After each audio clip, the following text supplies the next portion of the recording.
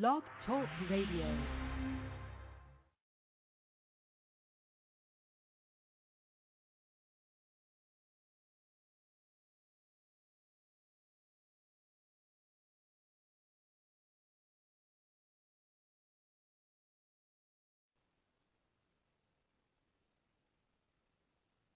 On the 5th day of August 2013, this is the news in 10 from the people that bring you Bostonred and Associate Productions live from the U.S.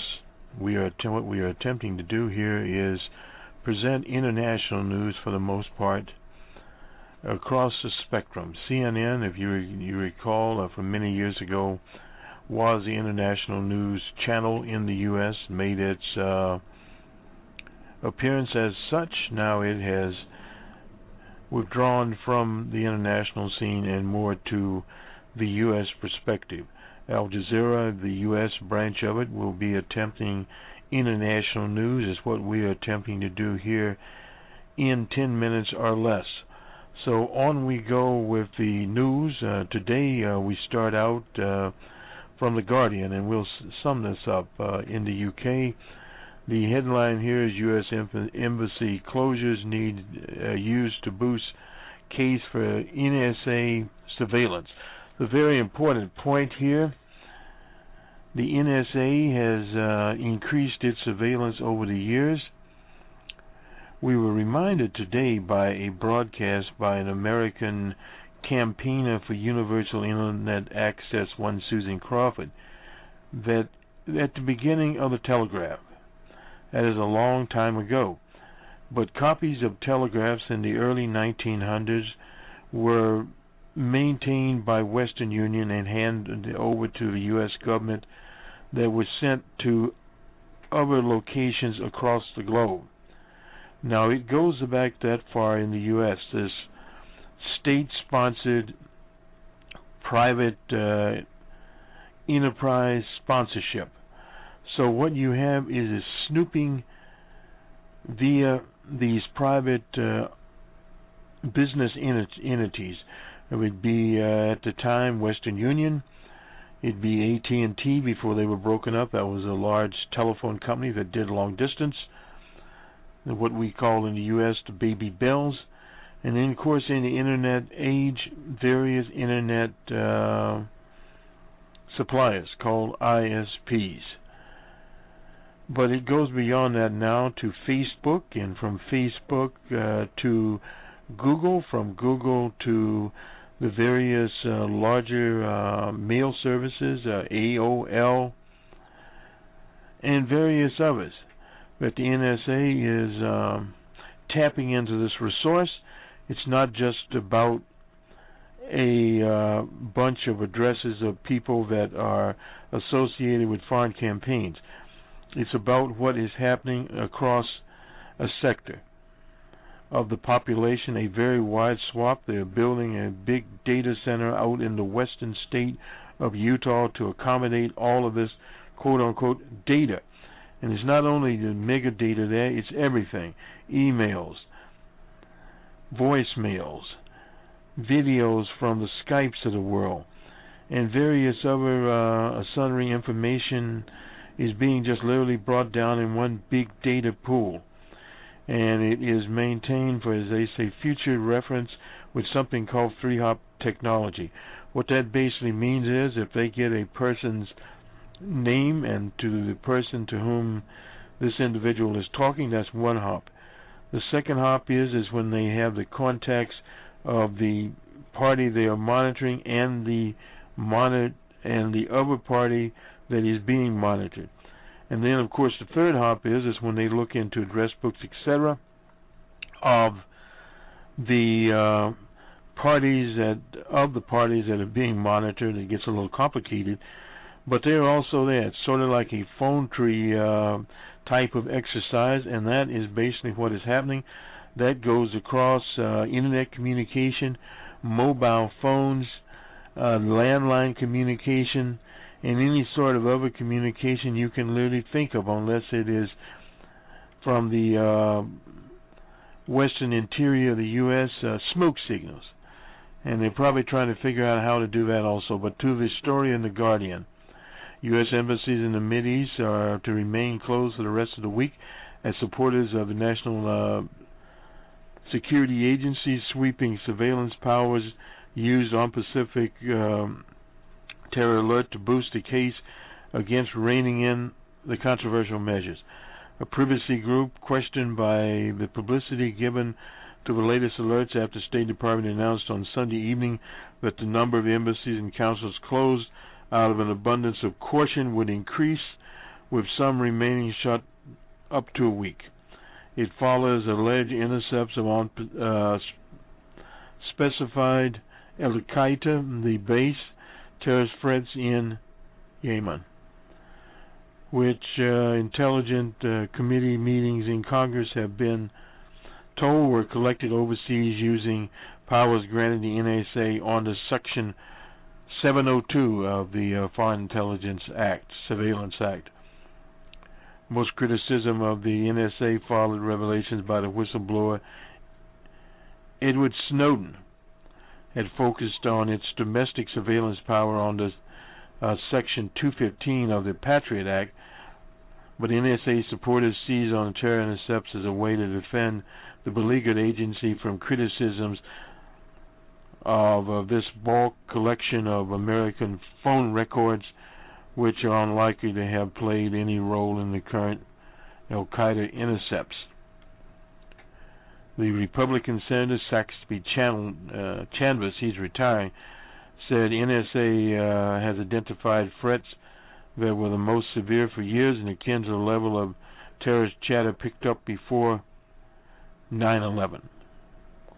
These NSA programs are controversial, we understand that, but he told Meet the Press on Sunday that is a domestic news program on the National Broadcasting Company's channel, that they were very important. If we did not have these programs, then we simply would not be able to listen in on the bad guys. And various other members of Congress chimed in and agreed, and they all jumped up there. Privacy campaigners criticized the widespread linking of the latest terror alert with the debate over domestic powers in NSA. Annie Stefanakis, a lawyer with the Electronic Privacy Information Center, said the NSA's choice to publish these threats at this time perpetuates a culture of fear and questioning the deference to surveillance in the U.S. News of fresh terrorist alerts came as Congress looked increasingly likely to pursue fresh attempts to limit the NSA's domestic powers when it returns in September. The Congress is a legislative body here. They're on holiday. So in various countries, Dubai, in Jordan, in Cairo, Riyadh, Jeddah, Doha, Kuwait, Tripoli, of course in Tripoli, and Port Louis were instructed to close from Monday the 5th till Saturday. Very unspecified, because some of these places are out of the way and one would have not heard of them. We move on here because our time is a bit limited to Al Jazeera and the clashes in Turkey.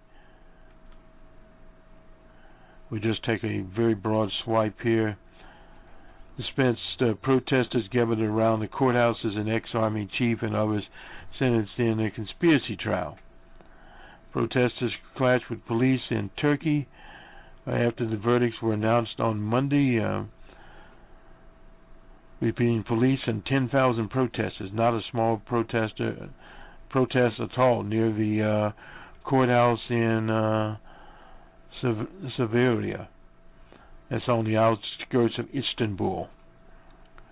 The Turkish government called for respect the verdict in the trial there, and critics, including the main opposition party, said the charges were trumped up, aimed at stifling the opposition and taming the secular establishment which has long dominated Turkey.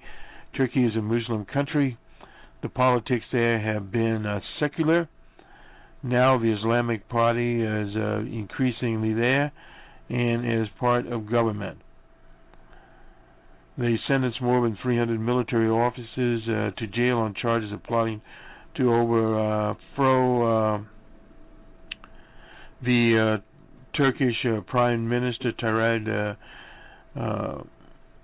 Erdogan in 2003. So in Turkey there is unrest there, increasing unrest. Of course it remains in Egypt. They've let evidently a journalist out there for insulting the president. That's Andres Massoud, which his fine was reduced. He's a journalist that had been in jail. Decree issued. This is by the interim government there. The interim president, Andres Massoud, let me get this right, he was not the one released from jail.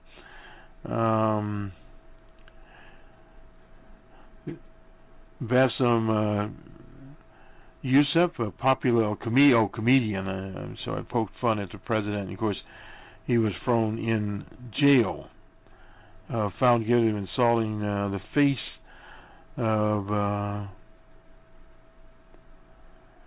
up to 30,000 Egyptian pounds. That's what he was fined. That's roughly $4,300. Yeah, so Human Rights Watch was in this, has said Monday's decree did not go far enough, arguing that insulting the president should not be an offense in the first place. Many countries have this. That was former President Mohammed Morsi. Well, anyway, it doesn't really matter. He's in jail too. So in other words, the insulter is being let go. The insultee is in jail. There's still controversy over the elections in Zimbabwe. The Morgan Tsvangirai, who is known to be a sellout there, is contesting the election. But according to observers, the election was above board. And in the U.S., senators want more sanctions on Iran. Those sanctions are there. They have a new president. Also, a leading baseballer in the American game of baseball, one Alex Rodriguez, suspended through 2014. He can appeal it. He's known as A-Rod in what is called a doping scandal. A leading newspaper in the U.S. Capitol, the Washington Post, was bought by the owner of Amazon, Bezos. So that newspaper for $250 million had been losing money over time. So those are some of the side issues here. Also, BP says the U.S. gas probe is without merit. They're accusing of manipulating the natural gas movement in the market in the U.S. So there are things, as one would say, hailing about the world today. On this first, we'll be here on, I believe it's Monday and Tuesday and so forth, on Bostonred on the World. This is Bostonred from the news capital in New York. Good day.